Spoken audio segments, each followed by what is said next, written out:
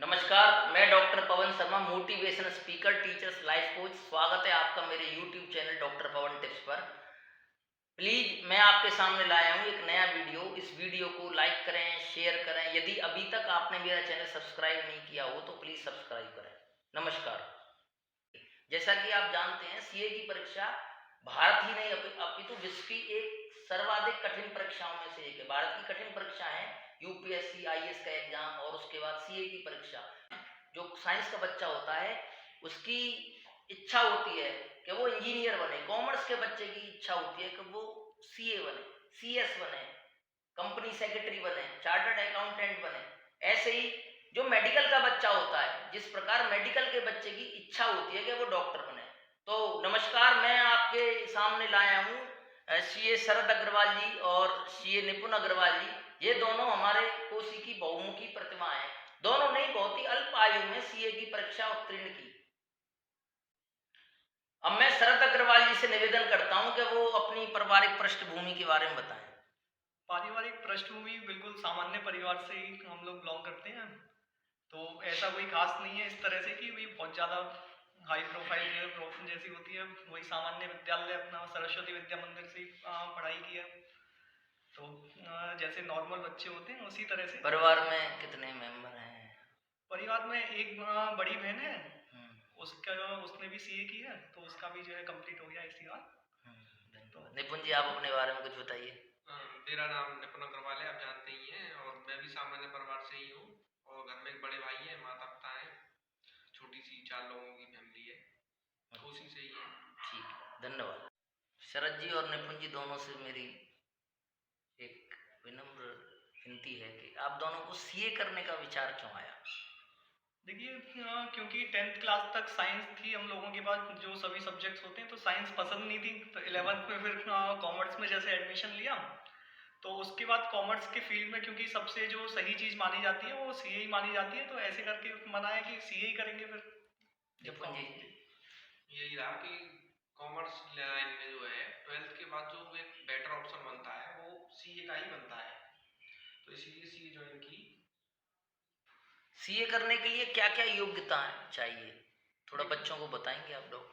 देखिए सीए करने के लिए ऐसा कोई कंपलसरी नहीं है कि आप कॉमर्स से ही आपने 12th की हो। आप किसी भी बैकग्राउंड से हो सकते हैं। बस आप 12th करने के बाद कोई भी बच्चा सीए कर सकता है, चाहे वो कॉमर्स से है, साइंस से है, आर्ट्स से है। तो इसमें एक सीए फाउंडेशन का एग्जाम देना होता है, तो आप उससे जो है सीए में एंटर कर सकते हैं। उसके अलावा अगर आप सीए फाउंडेशन भी ना दे करके सीधे ग्रेजुएशन कंप्लीट करने के बाद भी डायरेक्ट एंट्री इसमें ले सकते हैं। तो इसमें कॉमर्स जैसी ऐसी कोई अनिवार्यता नहीं है कि आपको जो है कॉमर्स से 12th करनी है। सीए का एग्जाम ये कहा जाता है बहुत टफ है, वो आखिर क्यों कहा जाता है?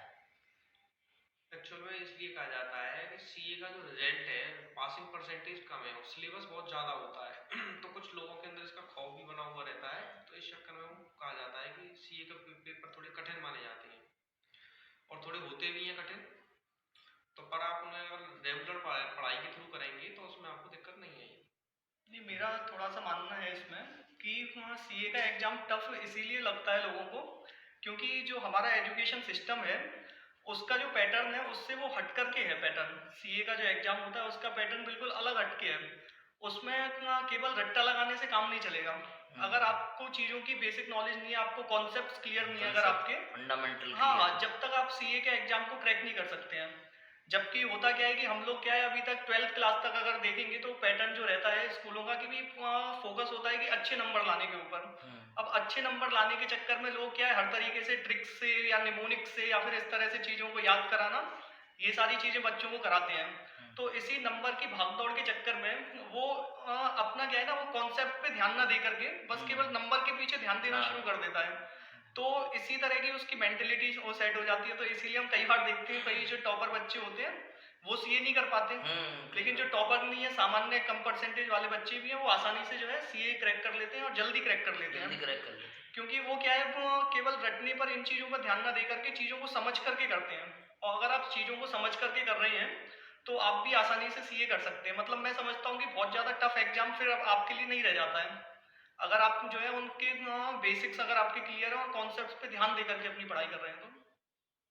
रिक्वेस्ट है कि आने वाले बच्चे जो सीए की तैयारी करना चाहते हैं, तो आपने सीए की तैयारी सेल्फ स्टडी से की या कोचिंग से की? लोगों के बड़े भ्रम हैं कि जैसे आप लोगों ने बताया, मुझे भी पता है, मैं भी पढ़ता था कि CA one of the toughest exam India है। जैसे अभी शरद जी ने और आपने बताया कि इसका रिजल्ट बहुत कम जाता है। तो आने वाले बच्चे जो हमारा चैनल देख रहे हैं, उनको आप क्या मैसेज देना चाहेंगे कि सीए की तैयारी वो कैसे कर सकते हैं? देखिए, जब मैंने सीए की तैयारी शुरू की थी तो उस टाइम पर ऑनलाइन क्लासेस का इतना स्कोप नहीं था, लेकिन अब धीरे धीरे जब तक मैं फाइनल लेवल तक आया था तब तक ऑनलाइन क्लासेस का स्कोप बहुत बढ़ गया था। तो आजकल जो है पेन ड्राइव क्लासेस और ऑनलाइन क्लासेस के थ्रू ही सीए की सारी पढ़ाई आप घर बैठे ही कर सकते हैं। और इसमें मेन रोल क्लासेस का नहीं होता है, इसमें सेल्फ स्टडी का होता है। एक बार क्लास ले सकते हैं, पर क्लासेस के थ्रू आप पूरी तैयारी नहीं कर सकते। तैयारी के लिए आपको सेल्फ स्टडी ही करनी पड़ेगी। तो जितने भी नए बच्चे हैं, वो ऐसा कुछ नहीं है कि इसमें बहुत ज़्यादा खर्चा हो, इसमें एक्सपेंस बहुत ज़्यादा नहीं है। मतलब एक कॉलेज की, आप मैं कहता हूँ, प्राइवेट कॉलेज की नहीं फीस को देखते हैं तो उसके मुकाबले इसकी फीस बहुत कम बैठती है। और आप घर बैठे ही इसकी पढ़ाई ऑनलाइन, बहुत से कुछ ऐप हैं जो घर पे ही तैयारी करवा रहे हैं, उनके थ्रू आप इसकी तैयारी कर सकते हैं आसानी से। और सेल्फ स्टडी इसका मेन वो है पर्पज, जिसके थ्रू आप इसकी तैयारी कर सकते हैं। शरद जी, आप भी कोई टिप्स देना बिल्कुल, चाहेंगे? निपुण जी ने जैसा बताया, सेल्फ स्टडी का सबसे बड़ा रोल है सीए की पढ़ाई में। क्योंकि न्यू कोर्स और ओल्ड कोर्स दोनों से तैयारी की थी। क्योंकि जब मैंने शुरुआत की थी उस समय पे ओल्ड कोर्स था, और फिर जब फाइनल तक पहुंचते पहुंचते मैं न्यू कोर्स हो गया। तो क्योंकि मैंने ओल्ड कोर्स भी देखा इंस्टीट्यूट का और न्यू कोर्स भी देखा है, मैंने न्यू कोर्स में स्विच कर लिया था। तो मैं समझता हूँ, क्योंकि 12th के बाद जो बच्चे हैं उनको थोड़ी सी गाइडेंस की ज़रूरत होती है स्टार्टिंग में। तो ऑनलाइन क्लासेस हालांकि आज के टाइम पे हर स्तर पे आप लोगों को मिल जाती हैं easily, foundation level, IPCC level, final level, सब जगह आपको जो है अवेलेबल है। लेकिन 12th के बाद बच्चे के अंदर एक डर होता है कि अचानक से वो एकदम से ऑनलाइन पे नहीं जा सकता। उसे एक इस तरह की मतलब गाइडेंस की जरूरत होती है कि फेस टू फेस कोई मुझे समझाने वाला हो, इस तरह से कि भाई आगे अब मुझे क्या करना है, कब एग्जाम फॉर्म भरना होता है ना, कोई चीज मेरे से छूट ना जाए गलती से। तो मेरा मानना है स्टार्टिंग में फाउंडेशन की तैयारी उसे फेस टू फेस ही करनी चाहिए। कोई जो लोकल लेवल पे इस तरह के अच्छे टीचर्स आपको मिल जाते हैं जो आपको अच्छी गाइडेंस के साथ साथ फाउंडेशन की तैयारी करा देते हैं। और फाउंडेशन में कुछ ऐसा अलग हटके होता भी नहीं है। फाउंडेशन का जो कोर्स है लगभग 11th और 12th वाला ही कोर्स होता है। अगर आप 11th और 12th को अच्छे से करके आ रहे हैं, आपके कॉन्सेप्ट क्लियर हैं, तो मैं समझता हूँ कि आपको फाउंडेशन की तैयारी के लिए भी कोचिंग लेने की जरूरत नहीं पड़ेगी। क्योंकि मैंने सेल्फ ही की थी सीपीटी, जब उस टाइम पे सीपीटी होता था, तो अब फाउंडेशन हो गया है। तो जब आपको एक अच्छी गाइडेंस मिल जाती है, उसके बाद जब आपको फिर सारी फाउंडेशन करने के बाद आपको बिल्कुल पूरा क्लियर हो जाता है उसकी क्या हिरार्की है, कैसे कैसे आगे बढ़ना होता है, अब क्या करना है क्या नहीं करना। तो उसके बाद फिर आप ऑनलाइन कोर्सेज की तरफ जो है स्विच कर सकते हैं कि आप अपनी ऑनलाइन क्लासेस लें, पेन ड्राइव क्लासेस लें, घर बैठकर अपनी स्टडी करें। तो वो केवल गाइडेंस के लिए है। आपका सबसे बड़ा रोल फिर भी आपका जो है सेल्फ स्टडी का इसमें रहने वाला है। जितनी ज़्यादा आप सेल्फ स्टडी करेंगे उतना इसमें आपको बेनिफिट मिलेगा। जी, बहुत बहुत धन्यवाद। सीए की पढ़ाई में एक लोगों का भ्रम होता है कि इसमें 20 घंटे पढ़ाई होनी चाहिए और पूरे दिन पढ़ाई होनी चाहिए। तो मेरा ऐसा मानना है कि यदि क्या बहुत पढ़ाई की आवश्यकता है, या जैसे अभी शरद जी ने बताया था कि कंसेप्ट क्लियर होनी चाहिए, फाउंडेशन क्लियर होनी चाहिए, तो मैं आप दोनों से रिक्वेस्ट करूंगा कि थोड़ा मार्गदर्शन करें। देखिए, ऐसा है कि 20 घंटे या 18 घंटे ऐसा कुछ नहीं है कि इसमें 20 से 18 घंटे की पढ़ाई चाहिए, ऐसा कुछ भी नहीं होता है। आप कितना कवरिंग लेके चल रहे हैं, जो आप जैसे कि हाँ मुझे दिन में टारगेट आप लेके चल रहे हैं कि हाँ इतना मुझे टारगेट कवर करना है, उतना आप चाहे 7 से 8 घंटे में कवर कर लें तो भी सफिशिएंट है। आप उसको करने में 10-12 घंटे लग रहे हैं, पर आप एक टारगेट बेस्ड एक टाइम टेबल बना के आप पढ़ाई करेंगे कि हाँ मुझे इस महीने में इतना ही सब कवर करना है, तो उस बेसिस पे आप पढ़ाई करेंगे तो आपको प्रॉब्लम नहीं आएगी। और ऐसा भी नहीं रहता कि 20 घंटे की पढ़ाई कोई नहीं कर सकता है, मतलब करने वाले बहुत एक्सेप्शनल होंगे मेरे हिसाब से। लगभग 8-10 घंटे की पढ़ाई सफिशिएंट होती है सीए के लिए। शरद जी कुछ? बिल्कुल, तो इसी तरह से इसमें प्लानिंग की थोड़ी सी ज़रूरत होती है कि अगर आप प्लानिंग के साथ स्टडीज कर रहे हैं तो ऐसा कुछ नहीं है कि आपको 20-20 घंटे पढ़ने की आवश्यकता है। वो अलग चीज़ है कि अब आप मान के चलिए आप पूरे साल आपने बर्बाद कर दिया, आप 2 महीने पहले पढ़ाई लेकर के बैठे, तो 20 घंटे क्या 24 घंटे में भी कवर अप नहीं होंगी वो सारी चीज़ें, और उसका इतना ज़्यादा बेनिफिट भी नहीं मिलता है। लेकिन अगर आप प्लानिंग के साथ, अगर कंसिस्टेंसी के साथ स्टडी कर रहे हैं, एक फ्लो में स्टडी करते हैं, तो उसका बेनिफिट मिलता है। और जबकि आप अगर इस तरह से सोचें कि भाई अभी तो हमने पूरा टाइम निकाल दिया, अब एग्जाम से 2 महीने पहले पूरा लेकर के बैठ जाएंगे, तो ना तो वो फ्लो बन पाता है और ना अच्छे से वो आपके पढ़ाई हो पाएगी उसमें। जी धन्यवाद। मेरा शरद जी आपसे निवेदन है कि जो जैसे बच्चे मैथ में थोड़े वीक होते हैं ऐसा कहा जाता है, तो वो कॉमर्स ले लेते हैं, लेकिन वो इंटेलिजेंट होते हैं, जैसे इकोनॉमिक्स में होता है, अकाउंटेंसी में, बिल्कुल। जनरल स्टडीज में, तो मतलब कॉमर्स में सीए जैसे बहुत एक टफ एग्जाम है, हर कोई बच्चा तो सीए नहीं बन सकता है, लेकिन सीए के अलावा कॉमर्स लाइन के क्या अच्छे विकल्प हैं? देखिए, मेरा थोड़ा सा मानना है इस तरह से, क्योंकि सीए कोर्स को मैं अच्छा सबसे इसीलिए मानता हूँ क्योंकि इसमें आप प्रैक्टिकल चीज़ें सीखते हैं। केवल आप किताबी ज्ञान नहीं रखते, जो आपने किताबों में सीखा है उसको प्रैक्टिकली आपको करने की एक अपॉर्चुनिटी भी मिलती है। क्योंकि जब एक इसका पूरा जो पैटर्न है वो इसी तरह से है, 3 साल की आपको आर्टिकलशिप करनी पड़ती है, इंटर्नशिप जिसे बोलते हैं। तो उसमें जो हमने चीज़ें किताबों में सीखी हैं उसको हम एक्चुअल डेटा के ऊपर उसको इम्प्लीमेंट भी करते हैं। तो वो चीज़ें क्या है ना, वो काम आती हैं, प्रैक्टिकल नॉलेज उसमें होती है। जबकि जो अदर कोर्सेज हैं जो मैं देखता हूँ, अगर आप बीकॉम की बात करें, एमकॉम की बात करें, एमबीए की बात करें, तो उनमें होता क्या है कि आपको जो बुक्स की नॉलेज है वो तो अच्छी खासी हो जाती है, जी जी। लेकिन जब वो फील्ड में काम करने उतरते हैं तो वहाँ पर वो फेल हो जाते हैं।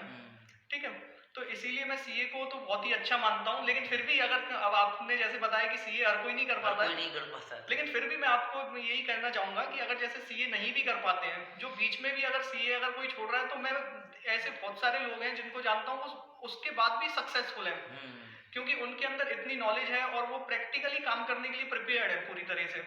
उन्होंने बेशक से उनकी सीए कंप्लीट नहीं हो पाई, नहीं है। लेकिन फिर भी जो है उनके अंदर इतनी कैपेबिलिटी है, वो आज अच्छा खासा जो है मतलब अपने वो उनको सक्सेसफुल कहा जा सकता है। तो इंटरमीडिएट लेवल पे। हाँ, इंटरमीडिएट लेवल पे भी। उसके अलावा अगर कॉमर्स की अगर मैं बात करूँ, कॉमर्स के बच्चों के लिए, तो सबसे पहला जो दिमाग में आता है 12th के बाद बच्चों के बीकॉम करने का आता है ग्रेजुएशन। ठीक है, तो बीकॉम तो क्या है, हर किसी कोई कर ही लेता है और कर भी लेनी चाहिए। सीए भी करते हैं तो ऐसा नहीं है कि बीकॉम नहीं कर सकते, तो बीकॉम तो साथ के साथ में सीए वाले भी कर लेते हैं। बीकॉम के बाद की बातें आती हैं तो फिर उसमें आप ना एमकॉम की तरफ भी बढ़ सकते हैं। तो एमकॉम करके आप जो है थोड़ा सा और अकाउंटिंग के फील्ड में और जी, नॉलेज गेन कर सकते हैं। फिर दूसरा आपका आता है एमबीए करने का ऑप्शन। एमबीए में आपके फिर कई सारे फील्ड खुल जाते हैं। फाइनेंस से आप एमबीए करना चाह रहे हैं, या फिर आप जो है मैनेजमेंट से करना चाह मार्केटिंग से करना चाह रहे हैं, इस तरह से, तो उसमें भी स्कोप अच्छा है आपका। एमबीए करके भी आप जो है कंपनीज में अच्छी जॉब आपको जो है वहाँ पोस्ट्स होती हैं एमबीए के लिए, तो वो भी कर सकते हैं। तो आप सीएफए कर सकते हैं, एक सीएफए कोर्स होता है, सर्टिफाइड फाइनेंशियल एनालिस्ट करके, चार्टर्ड फाइनेंशियल एनालिस्ट करके। तो यूएस का कोर्स है ये, जिनका फाइनेंस में अच्छा दिमाग है कि भाई जो फाइनेंस के फील्ड में ही जाना चाहते हैं, तो एमबीए फाइनेंस ना कर करके सीएफए की तैयारी भी कर सकते हैं। तो उसके लिए भी ग्रेजुएशन की जरूरत होती है, उसके बाद फिर सीएफए कर सकते हैं। दूसरा फिर तो गवर्नमेंट जॉब्स जैसे एसएससी की तैयारी है आपका, ये सारी चीज़ें हैं, तो ये भी ग्रेजुएशन के बाद कोई भी कर सकता है। इसमें ऐसी कोई वो नहीं है कि आपको जो है बीकॉम कॉमर्स वाले ही होना चाहिए, तो ये तो कॉमर्स वाले सभी के लिए खुले हुए हैं, ओपन है सभी के लिए। आप एलएलबी कर सकते हैं, एलएलबी एक अच्छा विकल्प है और आज के टाइम में डिमांड भी है एलएलबी की। एलएलबी से मतलब ये नहीं कि आप जो कॉमर्स के फील्ड जैसे इनकम टैक्स के वकील होते हैं या फिर जीएसटी के वकील होते हैं, इस तरह के जो प्रैक्टिस करते हैं इनकम टैक्स जीएसटी में प्रैक्टिस करने वाले जो लोग हैं, तो वो काम भी आप कर सकते हैं। आप बीकॉम कीजिए, उसके बाद आप एलएलबी कीजिए और अपनी प्रैक्टिस कर सकते हैं इस जी फील्ड में। जी, बहुत अच्छा आपने उत्तर दिया। मेरा आप दोनों भाइयों से निवेदन है, चार्टर्ड अकाउंटेंटों से निवेदन है, निपुण जी से, शरद जी से, कि आने वाले बच्चों को आप क्या मैसेज देना चाहेंगे? आने वाले बच्चे थोड़ा परीक्षा में दबाव महसूस करते हैं, जैसे सीए की परीक्षा देनी है, फोबिया टाइप का होता है, तो उनको क्या मैसेज देना चाहेंगे? देखिए, मैसेज बहुत क्लियर है।